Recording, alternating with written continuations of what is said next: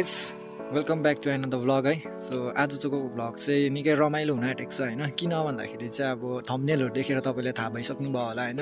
So I have already change my अब के भन्छ एग्जस्ट। सो तपाईँको यो मैले स्टक एग्जस्टै राखेर चाहिँ एक्रप्रोभिच हालिआएको छु है। सो अलिकति हल्का लुक्स मात्रै हेर्दै हाल्नुहोस् है एक्रप्रोभिचको चाहिँ। राइट चाहिँ यस्तो छ। मैले यो चाहिँ आफै कस्टमाइज हो आफ्नै है, किनकि यो चाहिँ आफै बनाएको ओरेको। यो हेर्नुहोस् है यस्तो छ। सो यसलाई अलिकति अझै मोडिफाई गर्नुपर्ने छ। आवाज चाहिँ हेभी लाउड आइरहेको छ क्या यसको। सो यसको अलिकति आवाज कम्ती गर्नको लागि चाहिँ मैले यसमा चाहिँ तपाईँको उयो हालिरहेको छु नि त। यो अलिकति चाहिँ पाइप नपुगेर चाहिँ मेरो बेन्ड पाइप नपुगेर चाहिँ मैले अलिकति ठुलो खालको हाल्नु परेको छ नि त। सो त्यसै कारणले गर्दाखेरि चाहिँ अलिकति घटाउँछु त्यसलाई। त्यसपछि चाहिँ अझै कस्तो आवाज सुन्दो रहेछ हेरौँ है। अहिलेको फिलहालको आवाज चाहिँ तपाईँको यस्तो छ, सुन्नुहोस्। अब चाहिँ अघिदेखिको त्यही सुन्नु लागि पर्खिराख्नु भएको थियो होला तपाईँहरू। सो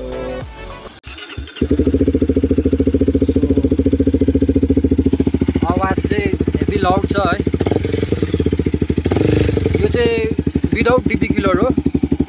सो त्यसै कारणले गर्दाखेरि आवाज लाउड पनि हुनसक्छ होइन। तर अब हेरौँ यहाँबाट चाहिँ अब तपाईँको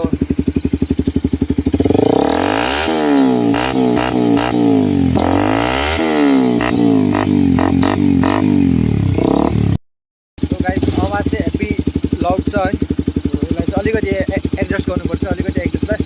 सो हेरौँ अब चाहिँ मैले चाहिँ यो एडजस्ट चाहिँ जस्ट अब तपाईँको उयसको लागि मात्रै हालेको नि त, अब भन्दा नि अब ट्रायलको लागि हालेको है। सो यहाँबाट चाहिँ अब तपाईँको अलिक राम्रो मन पऱ्यो भने चाहिँ म हाल्छु होइन एडजस्ट। हेर्नुहोस् एडजस्ट चाहिँ यस्तो देखिरहेको छ है।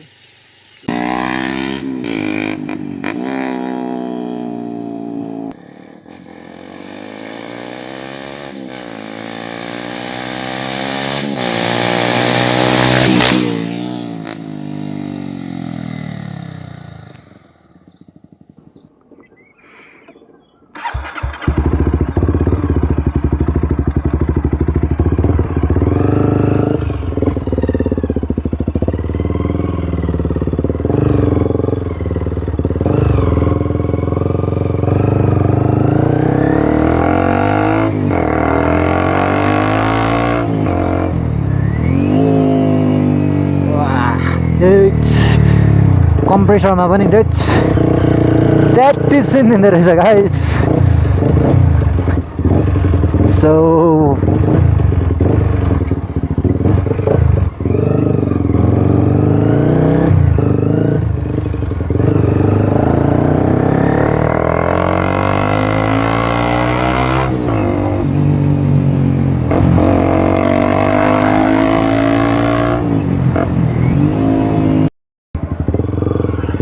यहाँबाट घुमौँ।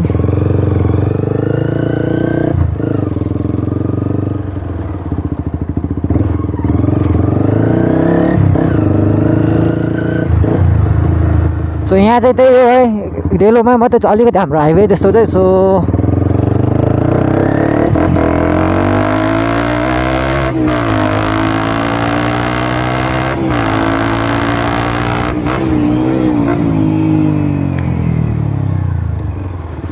वाह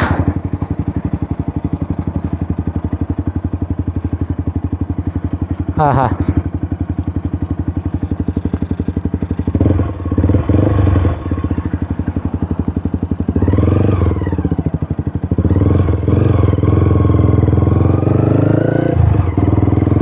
राम्ररी हेर्दैछ गाइस।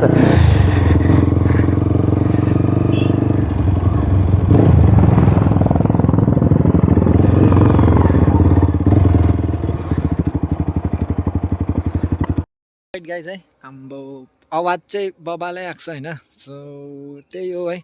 मलाई चाहिँ पावर पनि अलिक चेन्ज लाग्यो क्या यसको। त्यो जति वेट हुन्छ नि यसको चाहिँ अब तपाईँको यो सिबिआरको जुन चाहिँ साइलेन्सरको स्टक साइलेन्सरको चाहिँ जुन चाहिँ वेट छ त्यो कति 5 किलो 6 किलोहरू जस्तो बेसी छ नि त।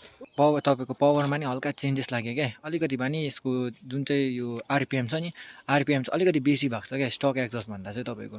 सो त्यसै कारणले गर्दाखेरि स्पिड पनि अलिक राम्रो लिँदैछ होइन। तपाईँको त्यो जुन चाहिँ अलिकति त्यो स्पिड उयो रेभ गर्दाखेरि चाहिँ तपाईँको अलिक बेसी कुद्दैछ नि त।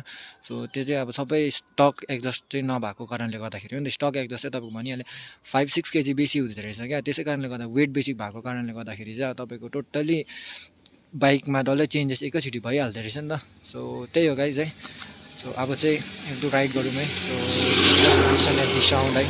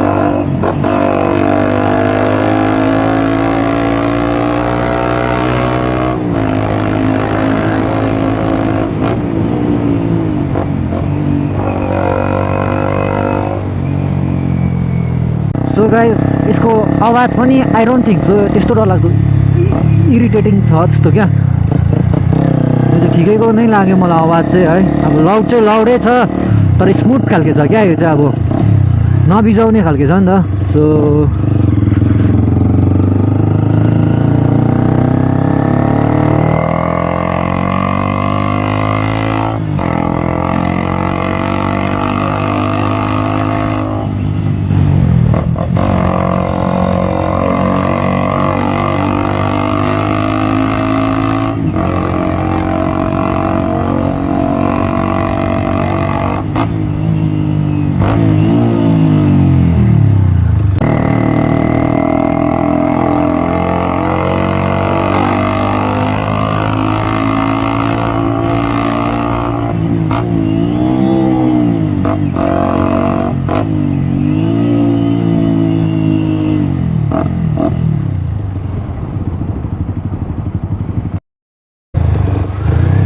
सो अलराइट गाइज अब चाहिँ फर्केको घरै पानी पनि पर्न थाल्यो त्यसै कारणले गर्दाखेरि।